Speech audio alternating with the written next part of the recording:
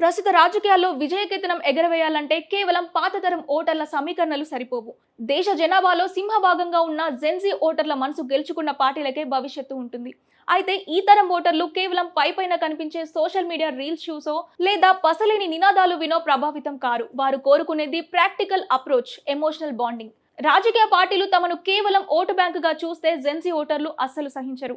వారికి తాము కోరుకునే నాయకుడు తమ భాషలో మాట్లాడాలి, తమ సమస్యలను అర్థం చేసుకోవాలి. కేవలం ఐటీ సెల్స్ ద్వారా తప్పుడు ప్రచారాలు చేస్తే నమ్మేంత అమాయకులుగా ఈ తరం లేదు.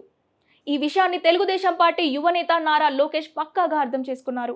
విపక్షంలో ఉన్న సమయంలో ఆయన క్షేత్రస్థాయిలో పర్యటించి విద్యార్థులు, నిరుద్యోగులతో నేరుగా ముఖాముఖి చర్యలు జరుపుతూ వారితో ఒక ఎమోషనల్ బాండింగ్ పెంచుకున్నారు.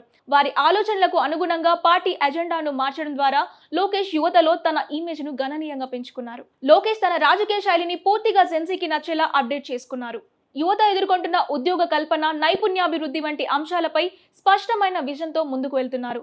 దీనికి భిన్నంగా జగన్ రెడ్డి పాతకాలపు రివర్స్ పాలిటిక్స్ పైనే ఆధారపడుతున్నారు. ఎన్నికల సమయంలో చంద్రబాబుపై బురద చల్లితే ప్రజలు వేరే దారి లేక తనకే ఓటు వేస్తారని జగన్ భావిస్తుంటారు. గతంలో ఒకసారి ఛాన్స్ ఇచ్చినంత మాత్రాన అదే ఫార్ములా ప్రతిసారి పనిచేస్తుందని అనుకోవడం ఆయన రాజకీయ అపరిపక్వతే అవుతుంది.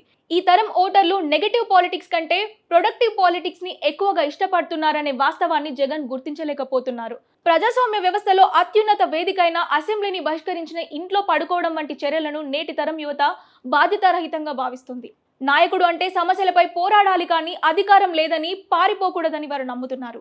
జగన్ అసెంబ్లీకి వెళ్లకుండా మొండికేయడం వల్ల తన రాజకీయ సీరియస్నెస్ ను కోల్పోతున్నారు.